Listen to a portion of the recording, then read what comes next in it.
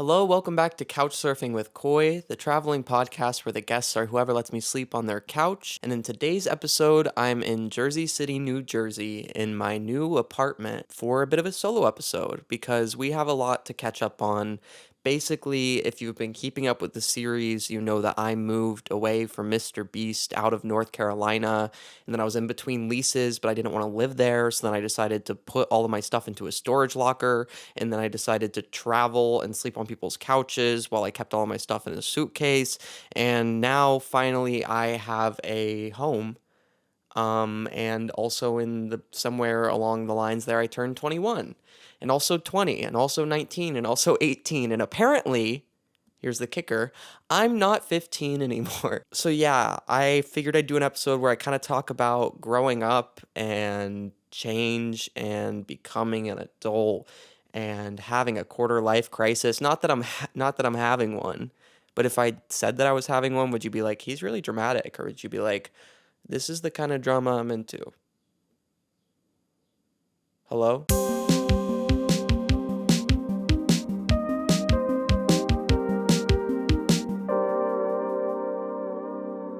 Hi.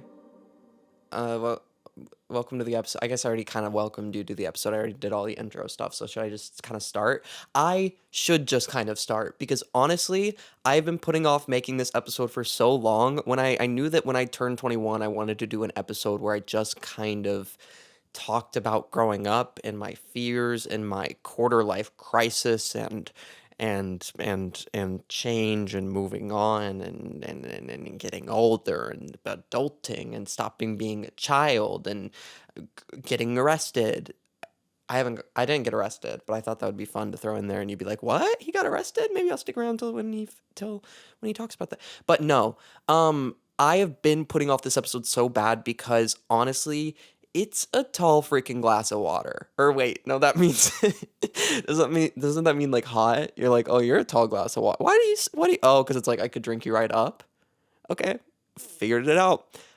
It's a tall order to be like, "Hey, let's talk about my brain developing and growing up and my future and my past and why I am the way that I am and everything that's led me up into this moment and everything that will lead me to the last moment that I'll ever spend." It's a lot to think about, and I wrote down some notes and some stuff to talk about, and I don't think I'm gonna cover even the half of it because it is, like I said, a tall freaking glass of water, and I could drink it right up, except the glass of water is too big. It's a big, big gallon of water, gallons and gallons. I couldn't even drink half of it. So today I'm gonna try to take some sips out of the big gallon of water that is growing up. That was good. I should write a self help. No, stop it. So, cool. I turned 21 on April 12th. Thank you. Thank you. Thank you. Seriously. Still riding the high. It is May 29th. I'm still riding the high of my birthday.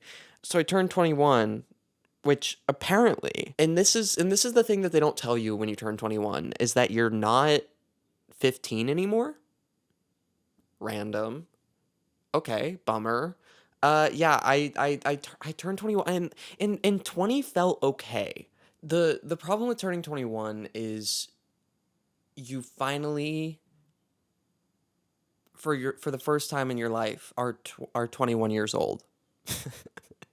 And being 21 is like you're not really 20 anymore. You're not like new to being 20. You're like, "All right, I should be getting the hang of this by now." But you're not, or maybe you are 21-year-old watching this video. No, if you're a 21-year-old watching some twink with a microphone trying to explain life advice on how to be a 21-year-old, you are not doing well. And maybe I'm projecting.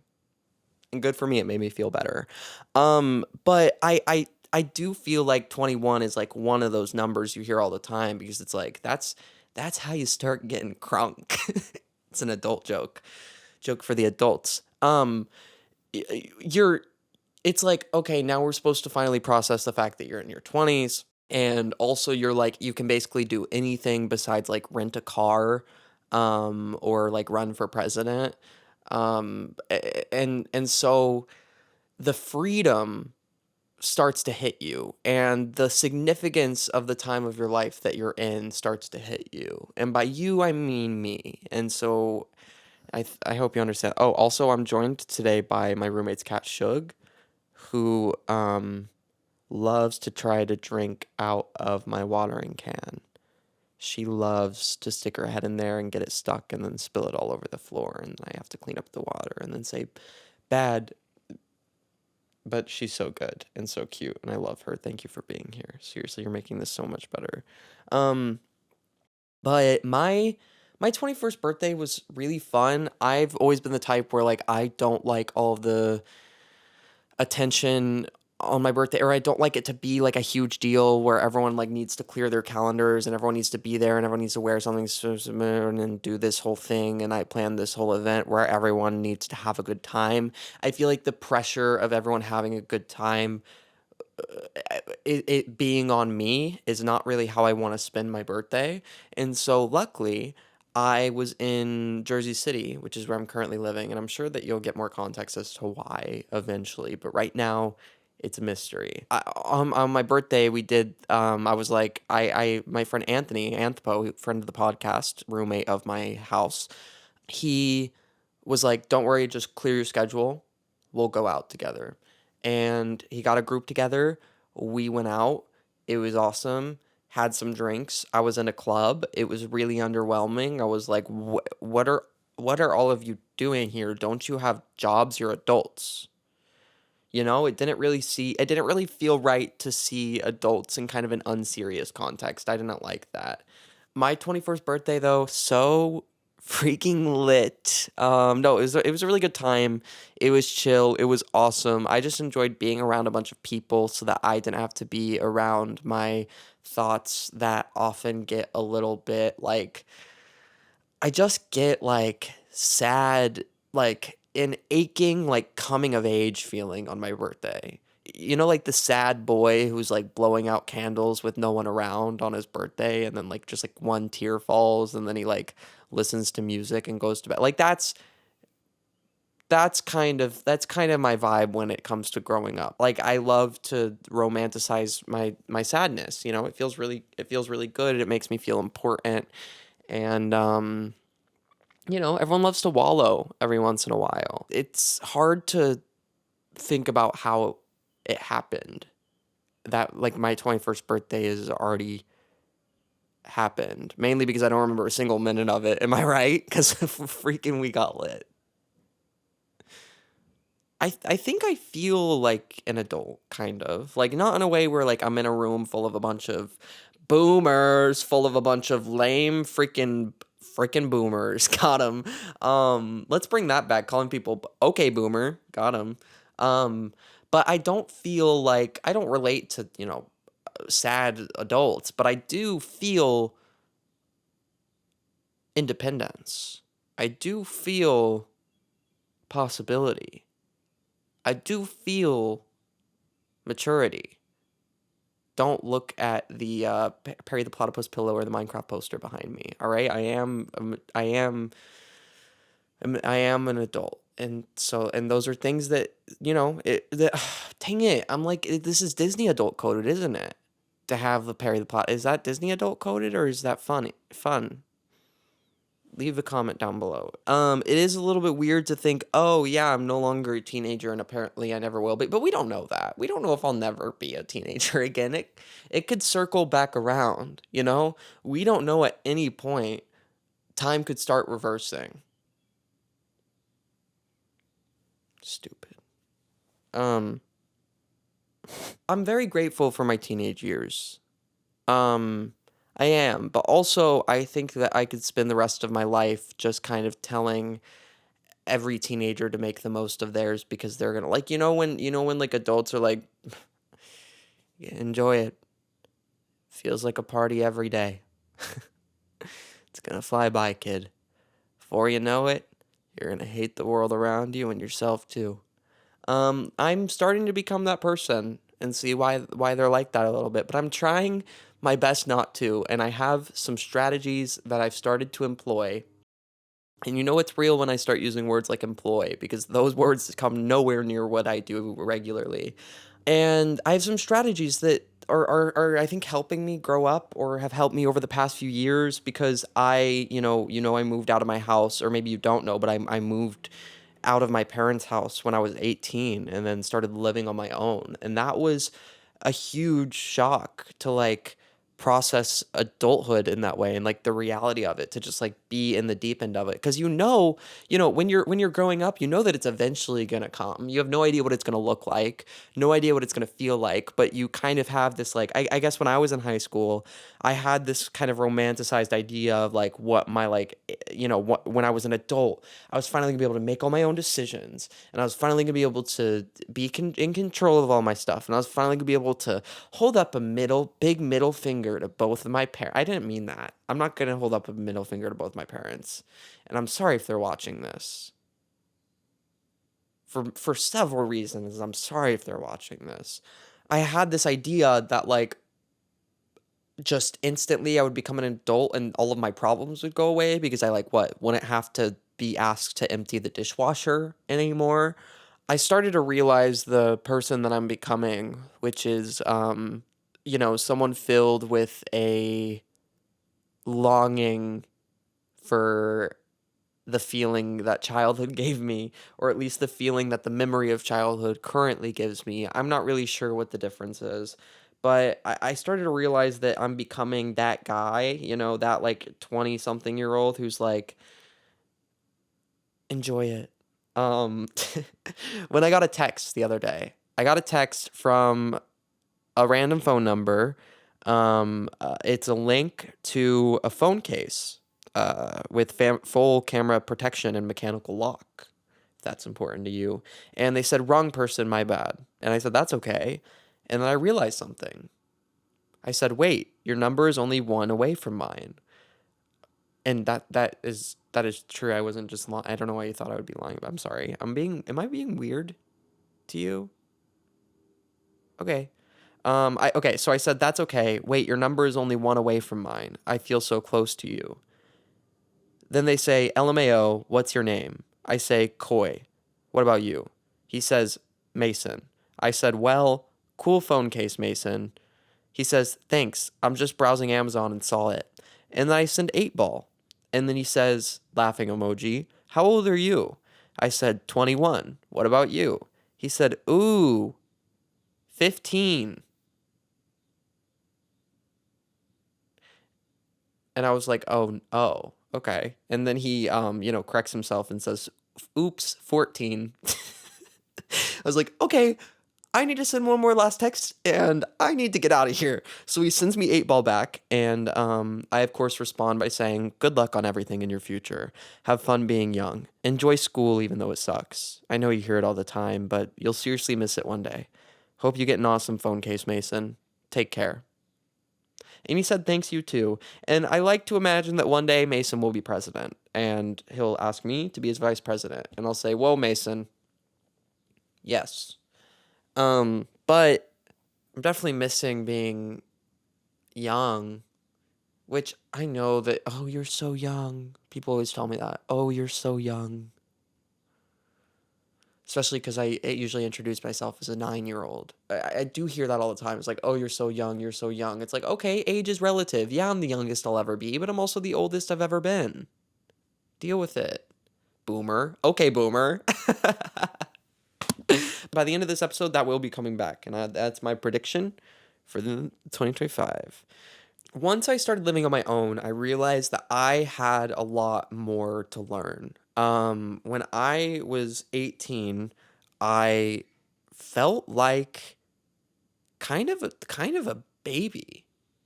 Like, is that fair to like I don't know. I feel like moving out of your parents' house is like coming out of the womb again. Really? Cuz like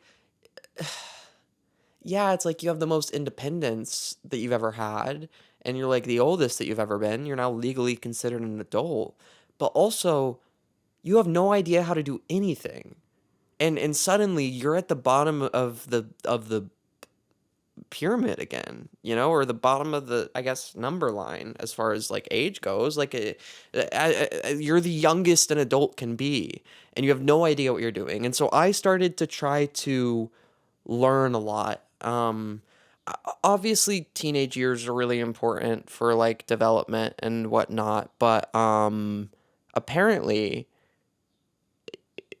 your 20s are like arguably even more important. I don't know if what I've been feeling or what I've gone through over the past few years is technically considered a quarter life crisis, but I liked that title. So apparently, quarter life crises are much more common than midlife crises. And I know that not everyone's quarter life crisis will look like moving to Mr. Beastland, North Carolina, and then moving out and starting a podcast where you crash on people's couches and travel the world and all that kind of stuff. But that's just but everyone's a little different. Also, I'm no expert on any of this, obviously. I feel like that goes without saying, but I have read a lot of books, and by that I mean maybe three, and I have watched a few TED Talks, and by that I mean probably six, and I have read a lot of stuff on Reddit. So, and I found out that apparently your 20s are like super super super important when it comes to your development, and like even though it feels like I feel like when I was like 16 it felt like I was the person that I was going to be forever, and now it's 5 years later and I feel like a completely different person. And apparently in 5 more years I'm going to feel like a more completely different person, because apparently 85% of your life's most defining moments and choices happen before age 35. So the stakes are high and the pressure's on for being 20. And apparently, according to science.gov, which is a website, sorry, uh your personality and brain changes more in your 20s than it does in any other decade of your life. Uh that's kind of scared me a little bit. Maybe. That's a little bit of pressure. Oh, great. The choices that I make are going to lead to the person that I become forever? And okay. Sorry, did you just hear the cat hit the microphone with their tail? Funny. When I moved out, I was 18 and I moved 11 hours away from my family, 11 hours away from my small little rural hometown in the Midwest. And the first thing that I feel like I experienced was like shock. Um, I had all of these like hopes and ideas of what my life would be, and I felt very like ambitious and very hopeful, and then I realized that like, wow, I know how to do actually basically none of this. And it was like really, it was really really humbling. And suddenly I have adult responsibilities and finances and pressures, and then I have my career to think about, and love to think about, because apparently you're supposed to you're supposed to kiss people once you're an adult. I remember one of the times I was grocery shopping for myself, and I just realized suddenly that everything on all of the aisles was something I could buy. Like, my parents, for all of my life, had just been kind of like buying food for me, and I was eating those things, but suddenly I had access to like every ingredient possible. Any kind of food that I wanted to make, I could. But I feel like that's how graduating high school has felt. Is I can look at every single thing that's happening in life around me and be like, oh, okay, so the only thing that's stopping me from doing that is deciding to do it. I feel like the idea of that possibility feels really fun and exciting, but then actually getting there, making a decision feels almost impossible. You know, I'm someone that, like, if I go to a restaurant and there are six things on the menu, what a relief. I don't like being overwhelmed by decision. I don't like how many possibilities there are. I don't like how I like pressure and limitation. It helps me not get so like lost or overwhelmed. And I feel like transitioning into adulthood is like the biggest overwhelm of possibility that you could ever experience at once. But luckily, now there's a way out. And I didn't know this at the time. I didn't realize that this is what I was doing, but I found a coping mechanism. I found a way to kind of put my life on pause for a little bit and get away from all the distraction and from all of like the possibility and all of the pressure of like start your life now, start your life. And that is my phone. Yep, my iPhone. At any moment, there was nothing from keeping me, and there still is nothing from keeping me other than like the 6 screen time apps that I have downloaded that make it actually impossible to break into TikTok. There's nothing stopping me from just putting my life on pause. I feel like there's a lot of talk about like your phone being overstimulating, and yeah, it is, but it's like overstimulating in like a bit of a soothing way where it's like everything kind of at once, back to back to back, where your brain can't even process it or like actually work correctly. And so it just kind of puts your life on pause and sucks you in there. But I feel like it's an escape from the overstimulation and overwhelm of having to make choices about the life around you. When you get on your phone, you don't have to make a single choice. I feel like 10 years ago, maybe you'd have to be like, all right, what YouTuber am I going to watch? Or like, what show am I going to watch? Or what website am I going to go to? Or which webkins is going to be able to go play the games today? But now everything is just fed to you. And so having this, I know this is so trite and I hate talking about my phone and screen time because I'm so exhausted by it and I'm so over it. And I actually want to do this. I actually have a video idea where I just kind of try to decrease my screen time by shooting my phone with a gun. Where was I? I was just picturing me shooting my phone with a gun. But it is crazy that like this thing can just like pause everything. And that's okay when you're like in school and you have adults that are like making sure that you're like on the right track. It can set you back in school a little bit, or it can like damage some relationships when you're a teenager. But like when you're an adult, no one is telling you what to do. No one is telling you to put the phone down and get out of bed and go do things. And I feel like I spent a lot of time when I first moved out just kind of like in a limbo state, like waiting for things to happen, waiting for someone to be like, "Hey, it's time to go. It's time to like do work. It's time to." But like that's me now? What? You mean I'm supposed to teach myself how to do that by using the disciplinary tools that were taught to me by authority figures from my childhood? No. I I don't like them. Kidding.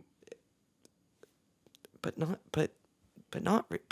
I don't it's the systems. I don't like the systems. It really is crazy because it's like you have all these responsibilities that you can just like completely ignore and shut your brain off, and you can be like ask yourself this question of like, would you rather do the dishes and take out the trash or spend 4 hours straight in hell? Spend an entire evening in your bed watching other people do things that they're supposed to do.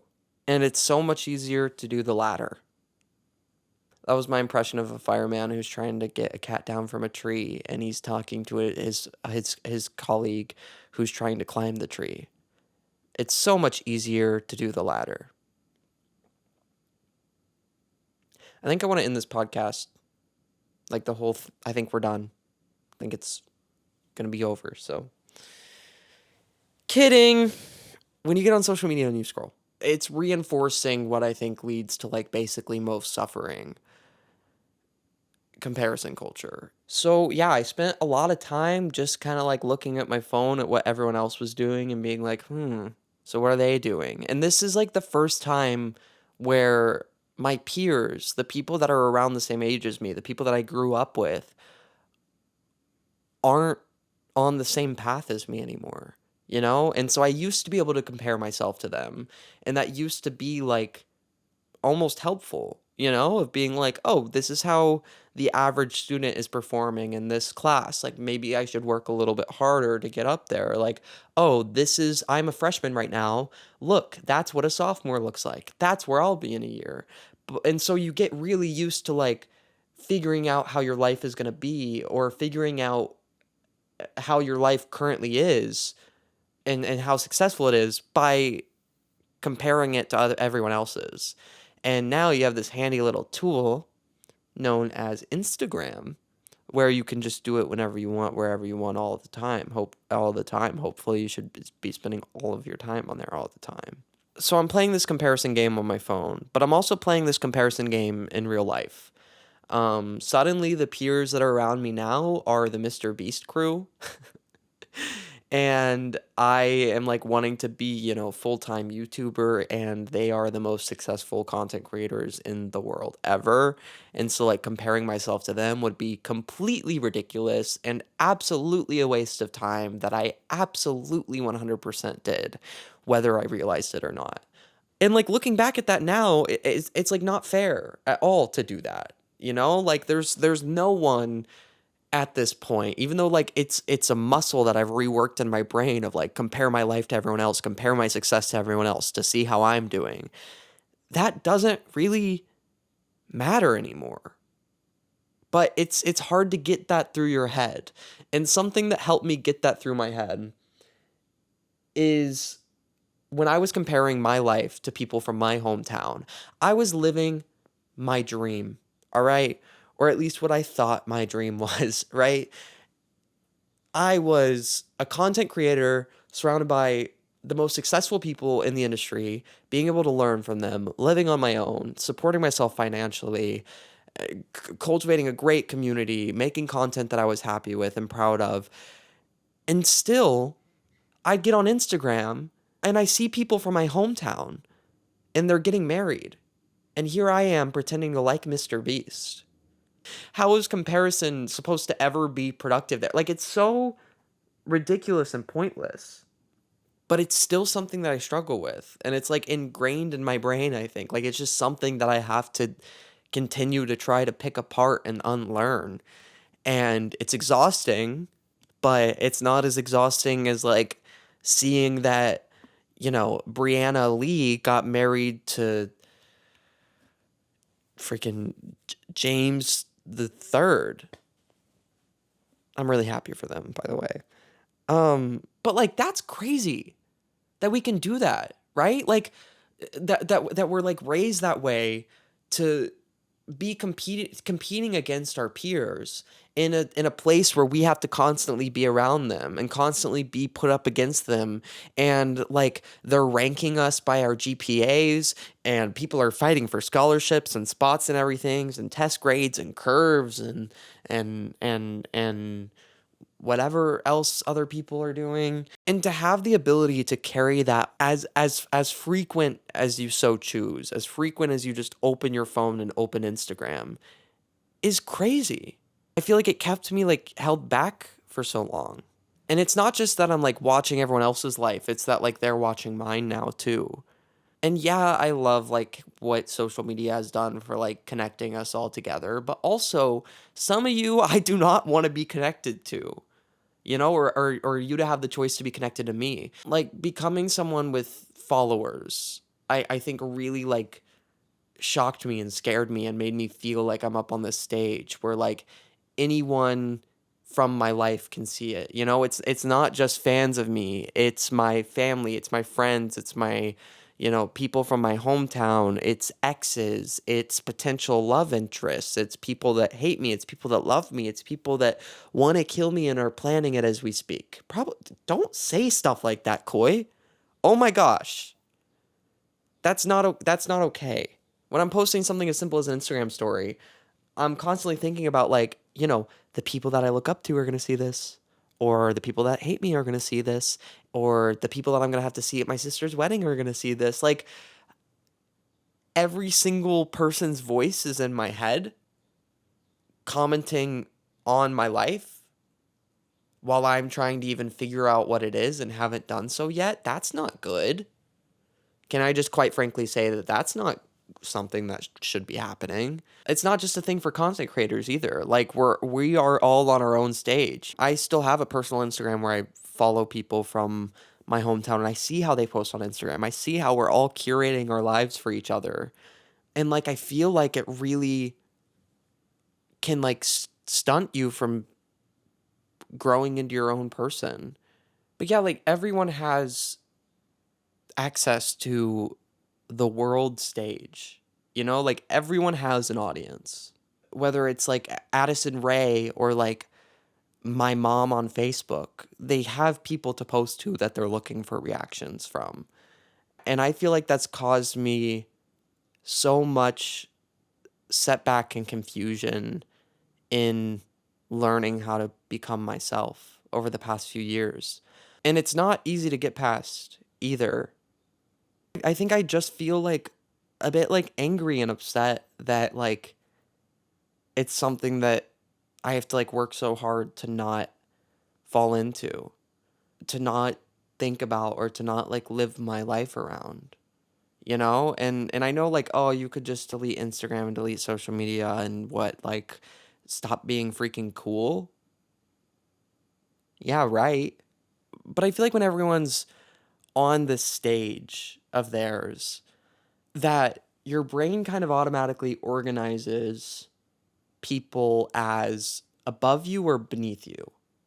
And maybe you're listening to this like, absolutely not. What do you mean everyone's equal? And yeah, everyone's equal, but like there are people you look up to, right? Or there are people that you don't really like or that you like want to not really like or want to be less lower, like feel lower than you, because it's that comparison thing that's like ingrained in our brains, that's like you're only as good as how much better you're doing than someone that's worse than you.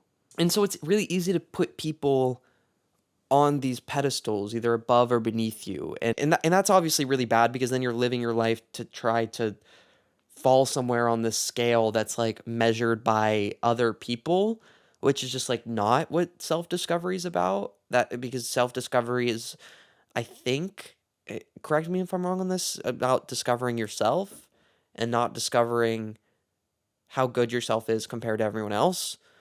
Um, I feel like I got a very important lesson on this, that like everyone is just someone and that we're all equal, when I got the opportunity to live next to Mr. Beast for 2 years and be on sets and meet all of these people and meet content creators that I'd seen and that I had put on pedestals above me. Not necessarily that I look up to all of these people, but as far as social standings go, you know, these people are in Shopify ads. These people are on tiers way above me. And then I meet them, you know, I hang out with Mr. Beast, Jimmy, if you will, and I will, because we're kind of on that basis. Um, but like when I hung out with him, he's like scrolling through Reddit, looking at negative comments that people said about him. And I'm like, you are the most wealthy, viewed, subscribed to, successful, ambitious creator that's ever been. And you're still hung up on this? You're still reading everything that people are saying about you? You're still just some guy? And I'm not here to try to humanize Mr. Beast. I don't have all day. Sorry, sorry. I'm just here to say that like I feel like getting that perspective of like everyone is just equal is a really like duh, of course, but once you start to like experience it and start to apply it, I feel like a lot of the like anxiety and like feelings of not being good enough just kind of go away. Say you were born on an island with no one ever around you, you never met another human, didn't even know that they existed. If you looked in a mirror, would you be like, wow, my nose is that shape? Like no, because you don't have anything to compare it to. You would just like accept yourself. Anyway, when I was 19, I think like 7, 8 months after me moving out, I posted a YouTube video and it got 5 million views. And I suddenly had like 350,000 subscribers. And that's really when the wheels started to spin, and not in the way that where you move, in the way where they're spinning in the mud and you're stuck, and you're yeah, you got it. And I remember this happening and being so blown away that like I was getting all the support and that like my life was completely changing and my childhood dream was coming true. And I felt the same, if not worse. Dang it, dude. I mean, like, why? Like, I finally get what I've always wanted in my life, and now I feel worse about myself. Like, is this a self worth issue, or I guess like I don't know, and I don't care. And actually, yes, it probably is a self worth issue because every single issue is basically a self worth issue. But I don't want to. I don't want to talk about that because I'm tired. I'm tired of talking about my self worth. I'm so over it. Um, But I started to analyze things to try to get to the root of the problem, to try to figure out why I didn't feel good about the massive accomplishment that I just had. Like I was like, this is what you're supposed to be doing as an adult, right? This is what's supposed to be making you feel really good is like big career moves and success and like life-changing things that are pushing you in the direction that you want to go. So, okay. So why does nothing feel better? And I started asking stupid questions like, what was my motivation? What was my perspective? What's my definition of success? Where do I find meaning? In fact, why do I believe anything that I believe? Why do I do anything that I do? A question that I had not asked myself at any other point in my life, basically. A question that I think, combined with the pressure of success in love and career, I think that this question is kind of the root of quarter life crisis for me. Yeah, cool. So we're done with this episode now. I realized that even if I got the thing that I wanted, that if my motivation for getting there was wrong, or if my definition from success was different than what it should be, or if my goals or my perspective or my morals or beliefs or any of those self-care buzzwords, if any of those things were off, like that could be causing this feeling that I'm having. And so I started to just reflect. I think that a lot of the answers to those questions that I had are formed in your like childhood and teenage years. Can we get psychologists? Can we get a check on that? I actually have one in the room. Yeah? Okay. Why are you naked? Sorry, my psychologist on set is naked, so. All right, I gotta lean back for this one. This is getting intense. Please don't diagnose me from this video. I'm gonna be so mad if people have diagnoses, by the way. I'm gonna be mad, okay? That's all I needed to say. So when you're a child and a teenager, I think that a lot of the skills that you learn, and a lot of the ways that you learn how to deal with things and move through life are caused because of the specific circumstances of school.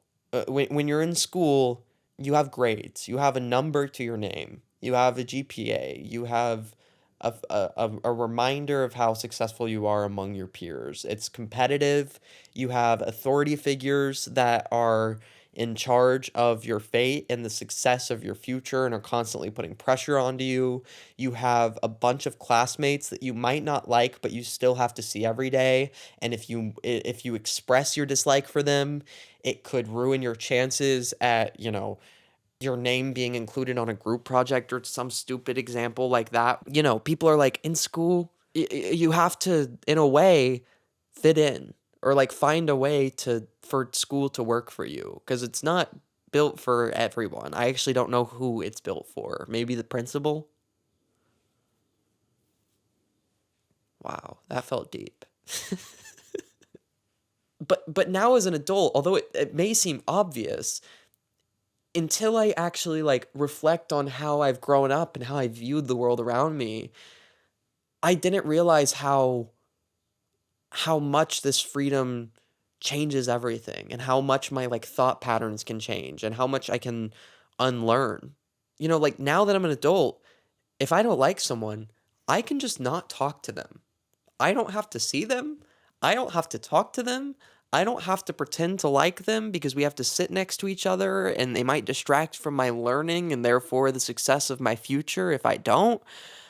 I don't have to do things that I don't want to do anymore. I mean, there are, okay, taxes and dishes and laundry and buying groceries and paying my bills and working, but like other than like I don't have to do every single little thing. Like yeah, there's a lot more like possibility and freedom that like really scares me and overwhelms me, but like also a lot of this is like really freeing. And when I got to the root of why I was viewing the world around me like I was, why I was comparing myself to everyone, why I felt so much guilt and pressure from the people that like I looked up to, I realized that it all kind of traced back to like how I was taught to view the things around me in school. You know, like I don't have to view my peers as competition anymore because they're not. You know, in school they were. That like that's or at least they were like made to be to kind of like motivate us. And like is that what our motivation should be in life? No. Sorry, spoiler. But I was gonna let you answer and then I forgot, and so I sorry. But I don't have to view the people around me as competition or authority anymore.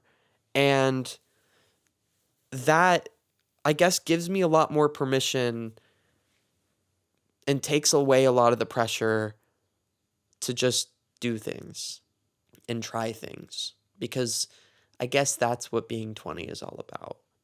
And also getting freaking drunk with your friends. Hey, yo, party people at my house tonight. Let's take a few shots. Sorry. But when I grew up in a rural town in the Midwest, it was not the easiest place for a gay guy to grow up, you know, especially I was going to church every single week, in a very like homophobic environment, a place where I didn't feel like I could be myself. And I had to form these skills to survive, you know, and these skills in order to like keep myself safe in these places that might not have felt the safest for me. When I look back, I see that I was like motivated by this feeling of not being good enough. You know, like my motivation, the reason why I did the things that I did were from a place of I need to be better because what I currently am isn't okay. And that's not fun or sustainable. Like I said, I kind of like had this, oh, woe is me, romanticizing my suffering kind of coming of age mindset that helped me through high school for sure, where I was like, this gay kid that no one understands, and I'm in a family that I'm like the black sheep of, and like no one's even gonna freaking come to my wedding when I get older, and no, and I'm so and I'm so effing clean, and I'm so messy. What's that song go? How's that? Okay, um, and so I I like to really I really identified with like coming of age stories. I was motivated by the promise of like making it through to the other side. You know, I was just thinking about do this thing, work hard, you're in a montage in a coming of age movie, and it will end happy and awesome. And so this is the mindset that I developed in order to keep moving forward. And I don't know if you resonate with that at all. And quite frankly, I don't care. And I was kidding when I said I don't care. I think it's great if you are here. But as I've gotten older, I've realized that that viewing my life this way is actually a little bit dangerous. That like viewing my life as a story is, yeah, it's great. It's what I had to do. It's what I had to do to get through what I got to get through, and I had great character development and great times and great coming of age moments that I loved. But viewing my life as a story, constantly motivating myself by, oh, I just got to get through this, and then so that I can get to the good part of my life, or I just got to get through this because I'm not good enough right now.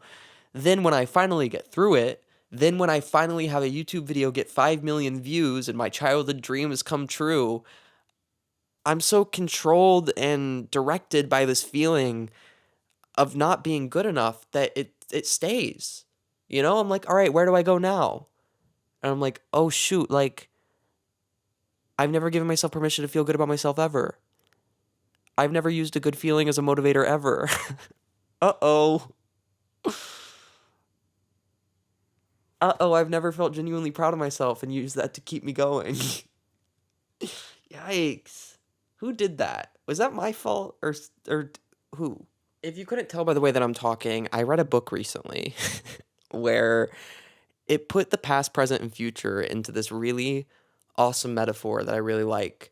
And maybe this is just me being a theater kid, but it talked about like being on a stage, not in the stage metaphor I was using earlier, just a stage that's not your social media account, a stage that's not your Instagram. Being on a stage and you have spotlight on you, the spotlight is the present. If the spotlight is dim, you can see the back of the house. You can see all of the chairs in the audience. You can see some of the backstage behind you. And you want that spotlight to be as bright as possible. You want to just be getting things from the current moment. And for that to be how you move in your life and how you dance through your life, if you will. And if you won't, that's okay too. But I think you should open your mind and maybe even open a book. Guy who's read 2 books. That's me. But I guess the point I'm making is that if I'm constantly having this dim light on the present moment, I'm not going to feel anything good from the present moment because that's not where my mind is. And my motivation is going to be found from me reaching to the future, reaching for something outside of myself. And then when you get some kind of accomplishment, when you get what you've always wanted, it doesn't even feel like you did it. You know, because you're not you. I keep saying you, I mean me. Okay, it's me. It's always been me. This comparison culture has gone so far that I'm comparing myself to a future version of myself that doesn't exist. Like a future version of myself that I'm inventing just to make the current version of myself feel worse about himself so that he can move forward. That's how I'm gonna live my entire life? No! No! What I'm actually gonna do is take a bunch of shots and shoot my phone with a gun. Who's with me? But anyway, all that to say that there's a lot of unlearning to do at this stage of your life, and I'm not even through the half of it. I mean, I just turned 21. You know, I'm talking a lot of big game for someone who knows nothing about what he's doing. But I think that's okay. Um I think that like vulnerability is what leads to self-discovery and understanding of yourself, and that's what unlearning takes, is vulnerability. That's what connection with other people takes. That's what feeling like an actual human takes. Um and so yeah, I think I'm ready to be vulnerable. That's just one of my vulnerabilities. I'm just trying to like be more vulnerable about, my strengths and my weaknesses and just accept them and realize that like it really doesn't matter. Like what am I going to do? Get in trouble? Get my phone taken away? Get grounded? Like get a bad grade? There's nothing left to prove to anyone except for myself. Also, I just want to say like I know you're like listening to like a podcaster with a microphone talk about all of this stuff. And like this is like the easiest position for me to be talking about all this stuff and like deal with all of this stuff from, through, with. I don't know which preposition goes there, but one of those. And I recognize that like I don't have the challenge of like having a boss or a job or like I have a lot of freedom and a lot of privilege that a lot of people don't have. And I've been able to use a lot of that to take some time to just figure out what's going on up here. Forgot to point to my brain, but up here.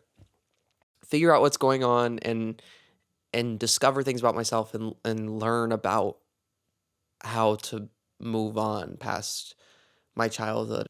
I'm really, really, really, really, really, really, really forever grateful for that time because it is going to change the rest of my life. And I'm so thankful for that privilege and so thankful for you being here. And I hope that this doesn't come off as like this whole thing doesn't come off as like me trying to like complain about my life or my circumstances because it is literally the best and awesome and I'm loving it. I just wanted to be vulnerable about some of the things that I've learned because if they can help you even just a little bit, uh, I'm learning how hard this period of life is, and I've been able to give a lot more attention to that struggle and how to overcome it than a lot of other people are given at this age, and I just wanted to share that with you. So, okay, this has been going on for so long, and I don't know if I've made a single point, but I just want to rush through like my last few things that I want to talk about.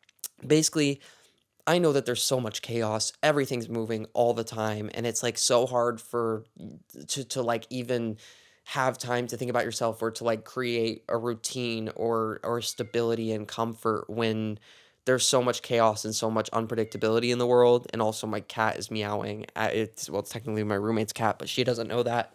She's meowing at the door, so hold on. Yeah, I don't know, I know that there's a lot of unpredictability and uncertainty and changing stuff out there, but, like, at a certain point, you just gotta embrace the chaos. I think that discomfort and uncertainty is where we discover the most about ourselves. I think that that's when you become vulnerable. It's when you're in a moment that you're not comfortable with, and expanding your comfort zone is what makes you question why you act the way you do and why you do what you do and why you believe what you believe. So, as much as you can, embrace the discomfort and embrace the chaos. And um, something that really helps me when I get really overwhelmed by the possibility of everything and the lack of control that I can struggle with in my own life is the Roman Stoics dog on a leash metaphor.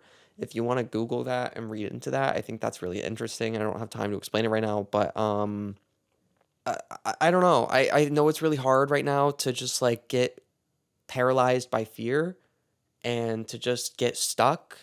And there's an easy way to just, give all of your attention to something that completely puts your life on pause. And every single company is trying to get every single person our age to do that. Try to rebel against that and try to embrace what's uncomfortable because, you'll learn something about yourself and you'll make some progress. And yeah, I I always feel weird talking about this stuff and like feeling like a little bit preachy and saying things like you and I guess just you. I don't like being like you should put yourself out or you should do this or this is why you should think that way as if like I'm any kind of like expert. A lot of this is just projection. A lot of this is I'm quite literally talking to myself right now. Like I'm trying so hard not to process the fact that like thousands of people are going to watch this. So, just take everything that I say with a grain of salt because this is the advice I've come up with for myself, kind of thing. Anyway, just remember that like everyone's equal. No one's better than you. No one's worse than you. There actually I can think of several people worse than you, but at a starting base level, don't compare yourself to people and don't use that for motivation and um try to find ways to live in the moment. Both of those feel like such cliche pieces of advice, but like those are actually the takeaways for this episode. And I hate that cliche advice works sometimes. It's like when you start like reducing your screen time and journaling and working out and suddenly like you start feeling happier. Like that's so annoying. Don't compare yourself to anyone unless it's to me because that'd be really cool if a bunch of people felt bad about themselves because of how cool I was. I'd love to hear your thoughts on this as well on growing up. I know that I still have so much to learn. I still have so much progress to make. A lot of these things are things that I'm just now able to put into words and just now learning how to apply. And so if you have any kind of experience that you want to share, I don't know, just like leave a comment, find community, feel free to be, I guess, vulnerable and connect with each other, because that's what life is about, and that's how we grow as people, and that's what growing up is all about. I'm over it. I'm over it. I'm gonna go back to school. Kidding. Oh, I guess that's kind of like why I'm doing what I'm doing right now. Couch surfing is like I'm putting myself out in uncomfortable situations where I'm learning about myself and like trying to really challenge my own friendship with myself and meeting other people and finding community in them and connecting to them without comparing myself to them, and learning about things around me in the world and traveling and all of that kind of stuff, and trying to grow and change as a person. And so that's what this whole journey and the thesis of this podcast is. Okay? Full circle. He did it. I'm tired from talking about my feelings and reflecting on all of this. And we didn't even get into the existentialism of it all. We didn't even get into the why am I here and what are we doing of it. But there's just no time. Goals for this year: have fun, take risks, be vulnerable. Don't care what anyone thinks except for Santa, because Christmas is is still important to me. And love and be loved, and shoot my phone with a gun.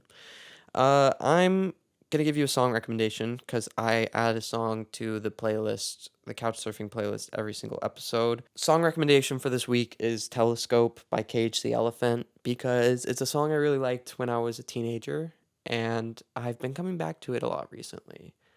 Um, and it just makes me feel like I'm getting old in a bittersweet way. Take care of yourself. Treat yourself with love, respect, compassion. This has been real. Thanks for listening. Thanks for being here on the podcast, actually. It's such a fun journey, and I'm happy to have you along. Jordan, if your name is Jordan, hope I just scared you. And I will see you next week on a different couch. Bye bye.